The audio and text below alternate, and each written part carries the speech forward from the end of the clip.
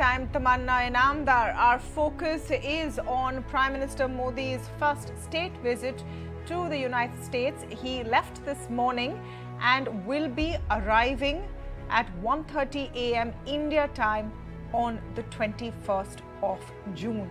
Now, why is this visit important? Of course, this is his first state visit, which is usually reserved for the closest allies of the United States, even though it will be his sixth visit to the United States overall as Prime Minister. But the timing of it is also key because this is being seen as a watershed moment for the Indo-U.S. relations. PM Modi is the only Indian who will address the U.S. Congress twice. That address is also slated to take place 22nd June our time. But at the end of the day, what are we expecting out of this, and especially from the key meetings that Prime Minister Modi will have with US CEOs? We're going to be talking about all of that today, including defense and trade deals. But let me start with this short report. In his high-profile trip to US, PM Modi of India is going to meet Elon Musk, the co-founder of Tesla and Twitter's boss now. Well, the development come in the backdrop of Tesla scouting for land to set up a factory in the country. Tesla is also planning to set up a logistics hub here to source components. In this development, the whole meeting between PM Modi and Elon Musk, billionaire, it becomes quite important. Remember earlier, Tesla was also interested in coming to India, but the talks were stuck at import duty when Tesla wanted import duty reduction for its electric cars. So in the whole scenario, this overall meeting becomes quite important. Remember in 2015 when PM Modi went to US and he went to California factory of Tesla, there also met Elon Musk. So all these developments had taken place then, and today also when the meeting takes place with Elon Musk, it's going to be a different kind of atmosphere. And yes, Elon Musk has now taken over Twitter as well. That has now undergone many changes, including the paid system for users as well. Not just that, PM will also meet around 24 other dignitaries, including people from economic side, Nobel Prize winners, also scholars. And on 23rd of June, PM will meet around 22 CEOs that include CEO of Adobe, CEO of other big Indian origin CEOs that are based in America, Coca-Cola CEOs. All these meetings will take place. A crucial thing this time is defense technology, industry and trade, and also technology that is on the agenda. But this clearly meeting between PM Modi and Elon Musk is going to be a crucial one and to be watched out for. All right, so they're going to those meetings with the top brass of American CEOs and trade deals which will be discussed. But what is the focus? Ambassador Atul Keshap, President of USIBC, is with me on the show. I'm speaking with Meera, Shankar, former ambassador to USA and Germany, Kriti Upadhyaya, Vice President, Strategic Advisory, C2CI, Americas, and founding director of the India-U.S. Tech Council, is also with me on the show. Welcome to all of you, and thank you so much for speaking with us. Ambassador Keshap, let me begin with getting your take on what are the key sort of highlights that you're looking for out of this visit. Well, first of all, I think it's a very important and consequential visit. I think it cements what is increasingly clearly a strategic, economic, and technological convergence between the American and Indian people. And it's a recognition by Delhi and Washington that we need each other, that we have shared apprehensions around the world in these turbulent geostrategic times, and that we need to double down, particularly on our economic, technological, and defense relations. And so I think that we're going to see some very exciting announcements in those areas. I'm focused on behalf of my member companies on semiconductors, on defense, on cybersecurity, telecoms, artificial intelligence, quantum computing, all of these deep tech, future tech innovations that are going to govern how we live our lives. And I want us to live our lives as free people throughout the 21st century. So this visit is very consequential. Let's get a little more specific. And let me come to Kriti on this. We've talked a little while ago, and my colleague also reported on how Elon Musk will meet Prime Minister Modi. And that's an interesting sort of example to take, because Tesla, for example, has been talking about entering India for a while and has, from its point of view, hit a roadblock in terms of import duties, India's demand that there be localization and manufacturing. Is that, in a sense, representative of the broader conversation. India wants investments from American companies, but do the terms and conditions become difficult? Thank you for having me here. And I think India has made a lot of leaps and bounds in terms of its business environment. As you know, in the past many years, a lot of reforms have come in place, and I think that increasingly investors are also becoming more and more interested in India and the market that it provides. Of course, there are some issues that do persist. Be it in land acquisition, be it on contract enforceability. But I think overall, things are looking up, and beyond just the Tesla deal or the Micron deal or the Predator drones, I think what Ambassador Keshap said is so important that it's what we're embarking now is really a new defense relationship, a watershed moment. US-India ties, and that's what's really critical. The fact that it's a win-win partnership today. It's not just India that needs investments or technology. It's also the United States and India coming together, and India adding value to US's economy and technological ecosystem through providing that scale, providing that cost efficiency, providing that important STEM labor. So ultimately, I think it's a win-win relationship, and we shouldn't see it in terms of one deal or few deals, but really see this new partnership that we're embarking on. Well, I wouldn't say it's a new partnership. It's one that has been, fructifying and growing over the years. And we are seeing, I think, a maturing of that partnership. How would you look at it, Ambassador Shankar? This is a process that has begun a while ago. So when they say that it's a milestone visit, what is the milestone element of it in your view? Well, I think the milestone element really would be in the defense and technology sector, because on the economic side, we've already made considerable strides, though there's scope to do much more. Two-way trade between the two countries last year was $191 billion in goods and services. And as far as India is concerned, we have a small trade surplus with the US, though it's broadly balanced trade. So I think that the new element is really going to be on the defense and strategic technology side.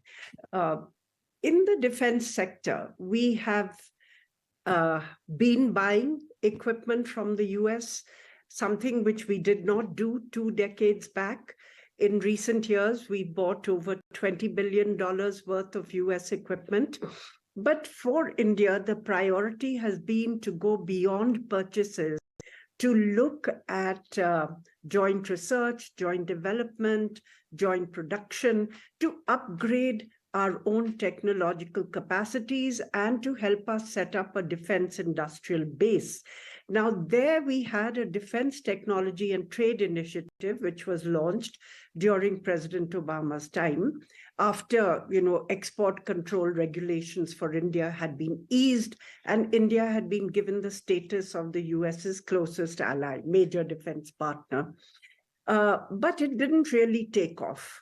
We had some pilot projects, and there was continuing hesitation, I think, within the US about sharing technology, both in the business sector as well as in the administration. And I think now we seem to be poised to overcome these hesitations and obstacles. And both sides have given an indication that we might see a deal for manufacture of GE F414 engines in India, in a deal between GE and HAL. This would power the Tejas Mark II light combat aircraft, which India designs and produces. And so this would mark a major inflection point, in a sense, in the level of defense partnership that both countries are now willing and eager to establish. The second element, I would say, is that as the US looks to reorder the global economic order, moving away from the heyday of globalization to a more nuanced trade and industrial policy, which focuses on building the US's own manufacturing strengths and strengths in new technologies, but also on friendshoring and de-risking. Now, that I think is where there is a major window of opportunity for the two countries to come together to see what they can do in ways that benefit each other.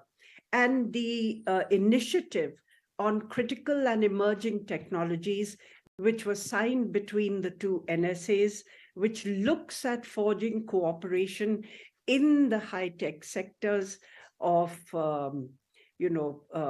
artificial intelligence, quantum computing, robotics, space, cyber, telecommunications.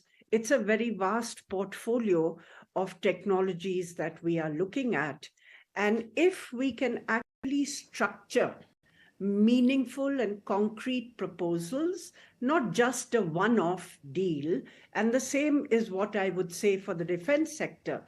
If the GE, F414 deal presages the start of a new pattern of partnership between the two countries, and and we are able to structure concrete proposals between the businesses of the two sides in the critical and emerging technology space, then you are going to see definitely a substantially transformed India-US strategic partnership, which has been elevated.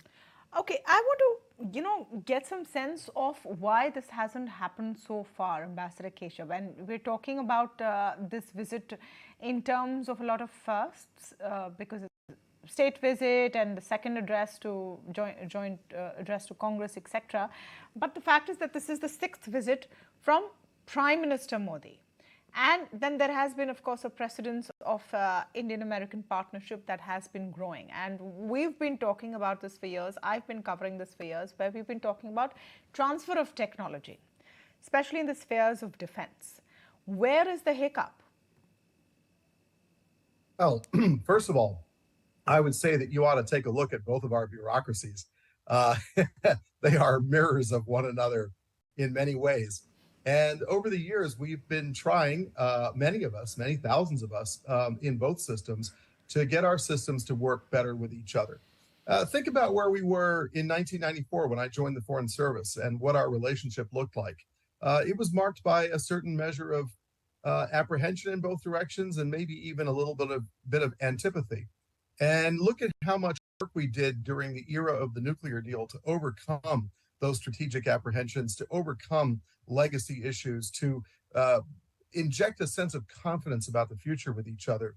And now look at how our relationship currently is. We have an incredibly well built out strategic relationship. We have a sense of commonality in the Quad that is now extending to the I2U2 in the Arab world and with Israel. We have, I think, extremely robust diplomatic and counterterrorism, intelligence, military cooperation, scientific research, outer space exploration. So the state-to-state strategic relationship is now very strong. The economic relationship, as Ambassador Shankar said, is underpowered and frankly needs to get to 500 billion just as soon as possible, and I can talk more about that. And now we're entering a new phase of technological convergence and partnership. Why? Why have we come this far? And why are we going in this direction? I have a simple answer. I think that the pandemic taught the Indian and American governments and the Indian and American people some very, very harsh lessons. We had tough pandemics. We are free and open and diverse democracies. Our people suffered because of the pandemic. But what did we learn? We learned that we can trust one another, that when America needed help, Indian people and government rushed aid to our shores. And when India needed help, we rushed aid to India, because that's what democracies do for one another. And that's why free people realize deep in their souls and spirits that we can rely on each other and we can trust each other. So when you have trust, real trust, then you can start to do the very ambitious things in the defense field, in the technological field. USIBC was very privileged to launch with both governments the ISET at the Chamber in Washington in January. We're launching the IndUS Defense Startup Collaboration tonight and tomorrow at the U.S. Chamber. We are very privileged to be at the heart of this because it reflects the trust and resilience of our economies after the pandemic. And I think the pandemic really changes things. So you said this is the 6th visit, fine, but this is a game changer because since the pandemic, we've realized who our true friends are. And we've realized, frankly, that we have a very clear strategic view on the Indo-Pacific and on geostrategic tensions. And we realize across the 21st century that if free people and free societies are going to prosper, the United States and India have got to get it right. We have got to maximize our collaboration and frankly have the strongest friendship of any two countries on earth. And that includes technology, where we are proven leaders and where, frankly, again, we trust one another. I think it's interesting how you have sort of pegged this to the pandemic and the pivotal shift since the pandemic. I want to take that question to Kriti Upadhyaya. Do you see that change in pace as well in the Indian and U.S. relationship pre and post pandemic?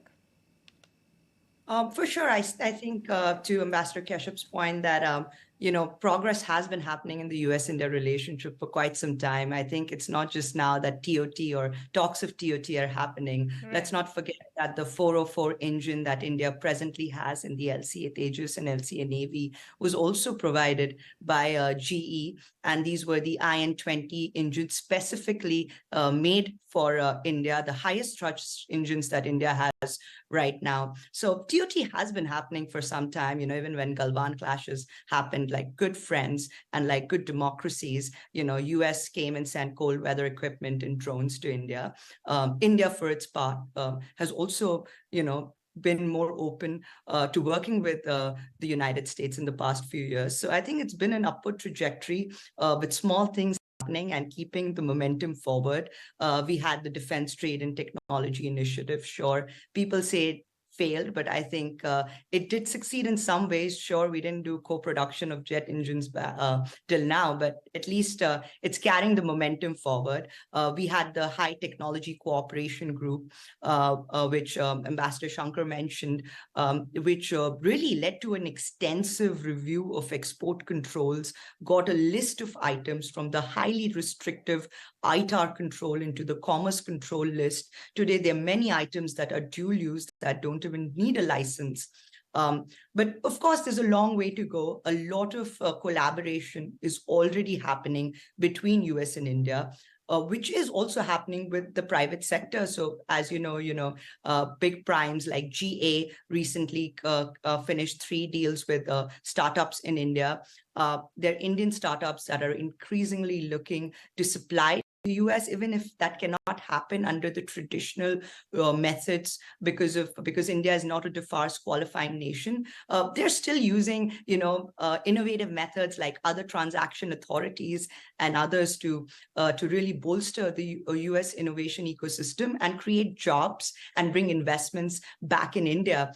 So I think the trajectory has always been there. Today, 2 things have changed. One, that have really accelerated this pace of cooperation. One is strategically, US and India coming closer and closer because of this common challenge, which is China. The A280 systems that keep US strategists up at night, well, India deals with them on a daily basis on the LAC. So that strategic challenge, the fact that there is an adversary that is gaining technological and military edge is bringing us together. And then secondly, there's also commercial angle. Let's not forget that commercial angle is also accelerating partnership. The fact that it is not a one-sided partnership, it is truly a win-win partnership where, if US can bring in the innovation, India is getting the scale. And together they can not only unlock markets in India, but markets in like-minded countries where cost advantage is going to be key.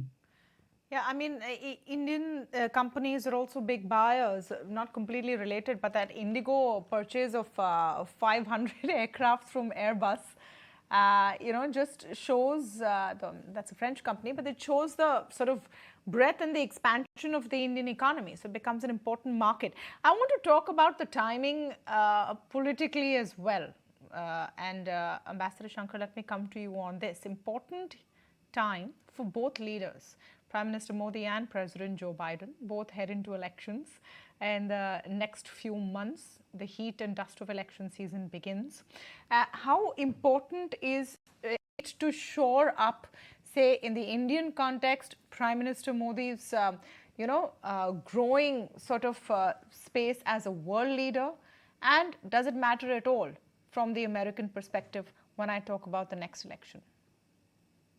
Look, I think it's not an election issue in the US at all, because there's bipartisan consensus between the Republicans and the Democrats on building a strong strategic partnership with India.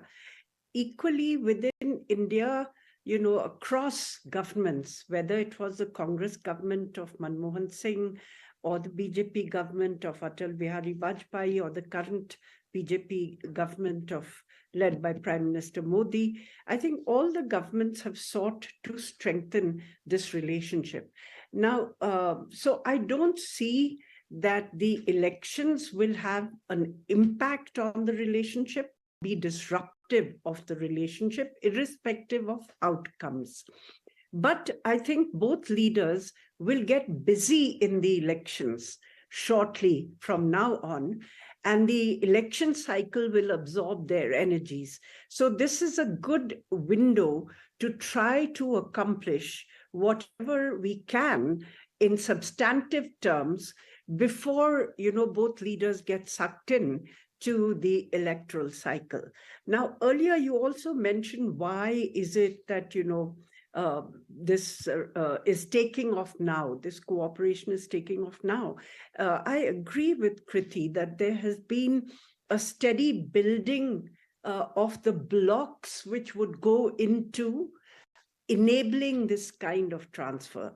When I was ambassador in 2009 to 11, during President Obama's first term, we were on par with Sudan in terms of the regulatory framework which applied to defense and high technology exports to India. Then we started work very systematically on trying to liberalize this framework, because it was very onerous to complete all those obligations and many restrictions which were there. And eventually this process led to India being designated as a major defense partner on par with the US's closest allies, and for the strategic trade authority to be given to India at the first level. So that was one building block. I think on the Indian side, we signed some of the foundational agreements with the US in the defense sector, which we had hesitations about in the past. And these included agreements on logistic cooperation, on communications compatibility and security, on basic exchanges to share data and technology. So there's a range of agreements which have been put in place in these intervening years, which I would call the building blocks. Now, I think both countries also are conscious of the driving force, which is the increasing convergence of strategic interests in the Indo-Pacific region, and how do you create a better balance in Asia, manage China's aggressive behavior towards its neighbors, both in the maritime domain as well as on land with countries like India, as we go forward. So here, the US is looking to work with its allies and with strategic partners. And of course, India has a strong strategic partnership with the United States. So we are brought together not just by economics, but also by strategic convergence. Absolutely. And by our shared democratic values. And there's no doubt that sort of 2009 was again a pivotal time for Indo-U.S. relationship, and that was the last state visit we had with then Prime Minister Manmohan Singh. So it's been a long process. We've reached another perhaps paradigm shift or a pivotal point in Indo-U.S. relationship, and that makes this visit and this trip so exciting to watch. I have to wrap it here, but I want to thank all of you for joining us on the show this evening. We'll take a very short break, but we're coming right back. Stay tuned.